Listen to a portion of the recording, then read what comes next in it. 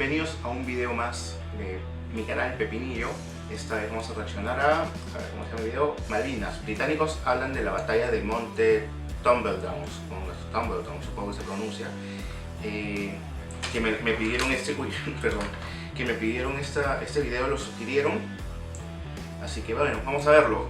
Quiero decirles también para los que me empezaron a seguir por Les Lutiers, que fueron los primeros, los que estuvieron desde ahí, que no me he olvidado de los Les Lutiers. Ya grabé el video y mañana sale, así que atentos que mañana tenemos a Les Lutiers otra vez en el canal con un show completo. Bueno, la primera parte, así que vamos a arrancar. Como les dije, a mí Les Lutiers me trajo un poco de problemas porque yo subía los videos y YouTube no me dejaba, o sea, me los bloqueaba para que no los puedan ver, ¿no? Y tuve un poco de problemas, así que bueno, los estoy subiendo siempre primero a Patreon. El video está sin cortes y lo voy a estar subiendo ahí, y después lo voy a estar subiendo también a YouTube. Probablemente en YouTube voy a probarlo tal cual. Si tengo un poco de problemas, le voy a tener que empezar a hacer cortes con imágenes, etcétera, ¿no? Que no me gusta hacerlo, pero a veces es necesario. Bueno, si quieren verlo, entren, y si quieren verlo sin cortes, no es por mi culpa. Entran a Patreon y me colaboran. Gracias. Bueno, vamos a ver que de hecho hay mucha gente que me está pidiendo más guerra de las Malvinas, más guerra de las Malvinas, así que vamos a hacer más guerra de las Malvinas. También estoy haciendo reacciones a música y etcétera. O sea, a música y a otros grupos. He reaccionado a Pimpinela, bueno, no sé si a Yayo y al Cuarteto Obrero puedo decirle música. O sea, es música, ¿no? Pero a grupos musicales argentinos no creo que cuente como eso, es humor. Pero si tienen grupos que quisieran que yo, o cantantes, yo reacciono, estoy dispuesto a hacer todo, no importa el copyright. Ya saben, Patreon es todo y YouTube será mi soporte para llegar a ese. Así que bueno, vamos con la reacción a Británicos hablan de la batalla de monte Tumbledown. Go. Bueno, ahora sí vamos a verlos. Go, go, go. Tension was pretty sort of electric, and we were all moving in extended line, and still nothing happened, and we were just waiting. And after a while, you know, you could almost feel a sense of relief. People were beginning to think, well, they've bugged out, they're not here anymore. And just as we were beginning to feel that, there was suddenly, literally, the horizon just lit up in a complete sort of sea of white flashes. That initial firefight was quite incredible. It was like being at the wrong end of a machine gun range. And the noise was incredible. And I think we were fairly stunned for a minute or two. And you really had the feeling that if you raised your hand, you know, slightly in the air, it would be shot off. The formidable Tumbledown mountain was held by Argentina's 5th Marine Battalion, well-trained professional soldiers. The task of taking it fell to the Scots Guards. As dusk fell, 600 guardsmen prepared for battle. There is no visual record. The unfolding drama is relived through some of the men who fought there. Tumbledown would become a battle that the Scots Guards came close to losing.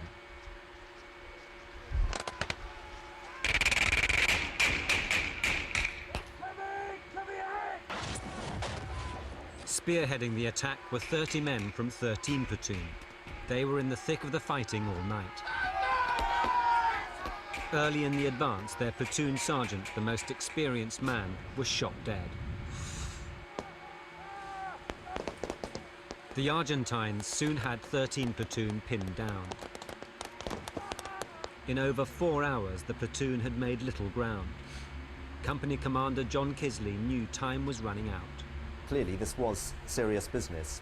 The commanding officer was telling me as much on the radio that the whole success of the night's operations depended on my company getting to the top in darkness.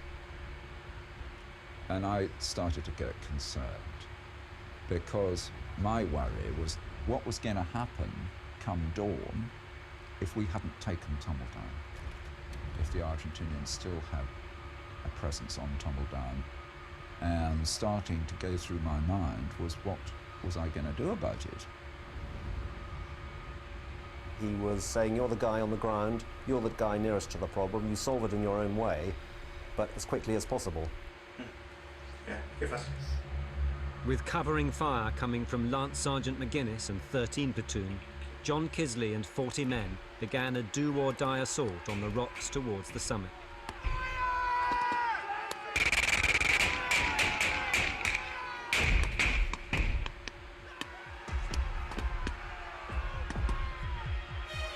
We started charging up the slopes of Mount Tumbledown, moving forward in small groups, firing as we went.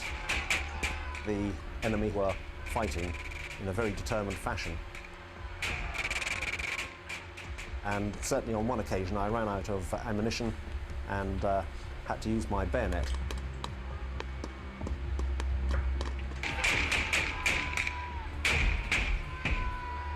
Probably at this stage he'd taken probably 50–60% casualties, and probably another 10–20% actually thought they were casualties and just lay there.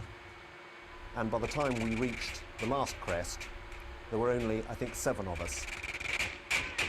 7. We looked down a distance in front of us and we could see the lights of Port Stanley, which was a huge surprise because I had imagined Stanley would be blacked out.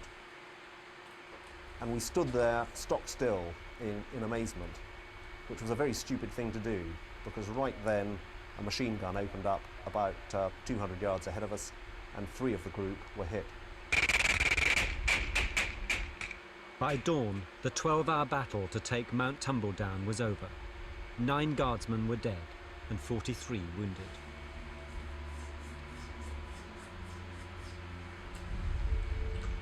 It was a pretty chaotic scene. There were a number of wounded people being tended to. There were stretcher parties lifting people back down the hill. The Guards waited for a counterattack from General Menendez in Stanley. As at Mount Longdon, no counterattack ever came. You'd think you'd look like people who'd won Wimbledon or something. We didn't. We were shattered. We were very, very glad to be alive. Wimbledon. We had lost some of our mates. I was very worried about some of the people who'd been wounded, whether they were going to survive. People had lost legs, people had lost arms.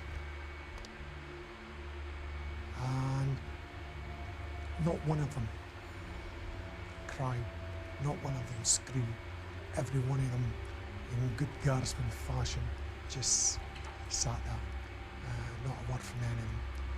Some of them were actually rolling their own cigarettes, just a stump, and sitting rolling their own cigarettes. And whether it was shock or not, I don't know. But looking back, it was extremely difficult, but it made you so proud. Perdón por parar, me acabo de meter esa imagen que obviamente, probablemente sí hayan estado en shock, pues no. Arman un cigarro, no tienen una pierna, acaban de perder y estar... O sea, me acabo de imaginar ese momento y wow. Yo no estoy ahí, me siento como que terrible. We went through and 10–15 feet, all sudden all holy hell let loose. When you say all hell let loose, what does that mean? Well, literally, from dead quiet, to all of a sudden you've got rounds going past you, mortars, artillery, grenades, whatever else is being thrown at us, hitting the rocks, and you see, in some cases, you're seeing bits of rock, glowing rock flying everywhere. The boulders, I mean, can you describe the terrain, what it was like? It's they're jagged granite boulders, and that causes a number of issues. You can break your legs, you can fall off the bloody things and die just trying to cut across it. It means that artillery rounds and mortar rounds can do a couple of things. They can land in a peak and bury themselves, or they can hit a rock and cause massive disaster. The Argentinian positions were well built well concealed.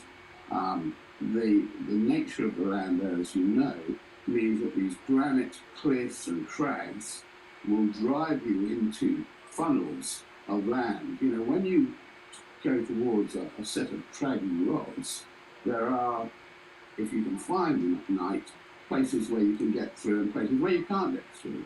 If you're a defending force, you put your machine guns covering the places where you can get through and where the enemy, or in our case us, are going to be funneled into what you call a killing zone. And that's what we entered, killing zones. Gary and Alan, you're still out at the diversionary attack and you're trying to withdraw now. And obviously you're trying to bring your casualties out with you because you've got a number of casualties. And you hit a minefield. Can you explain what happened in those stages when you were trying to withdraw? On the withdrawal, we moved back for about 10 minutes or so, and then the Argentines started following up. They went back into their own position and started following us up. So we were taking fire from behind us. And then shortly after that, we started taking mortar rounds. We thought things were bad. And then probably a minute or so later, one of the lads stepped on an anti-personnel mine. So we ended up in the middle of the minefield, being mortared and being shot at. I mean, but you're in this minefield with mortar coming down, incoming fire. Yeah, everything that's getting thrown at you from them, you're getting. You can't get away from it. There's no protection.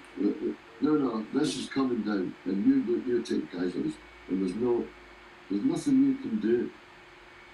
And as far as we could tell, now I can't answer this, but as far as we could tell, the positions that we were coming forward to engage were the very positions that had managed to hold off, you know, a Scots Guards rifle company in the form of left flank. So they were obviously a good position. This isn't just the odd shot ringing out. No.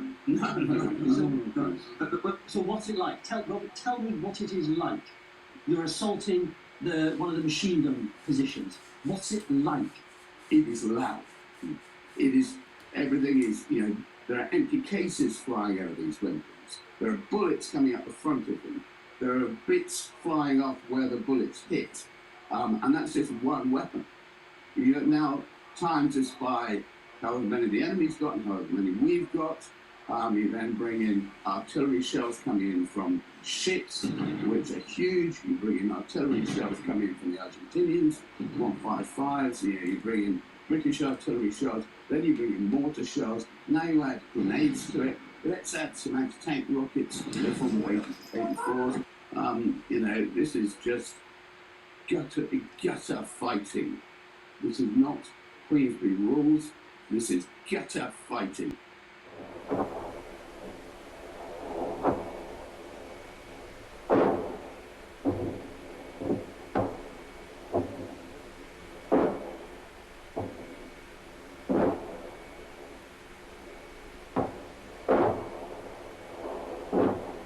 The battle made an eerie sight.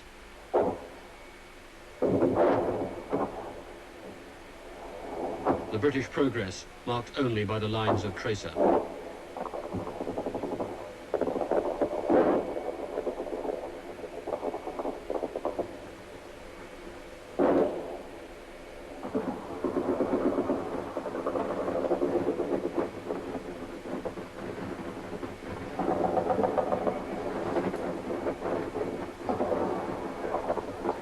Again, the resistance was tougher, the battle longer than expected. At dawn on Monday, the Scots Guards were still trying to fight their way to the top of Mount Tumbledown.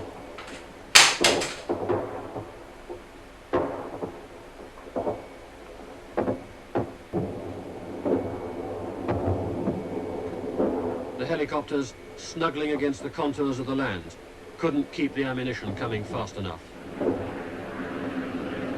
The final bombardment brought the guns down to their last half-dozen shells.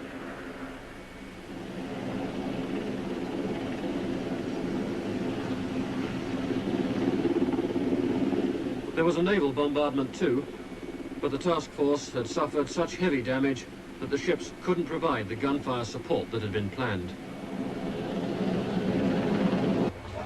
The British were worried they might have to fight through the streets. Had the Argentines known that the British were on their last legs logistically, with the Navy almost unable to guarantee the supply line any longer, perhaps they would have fought on.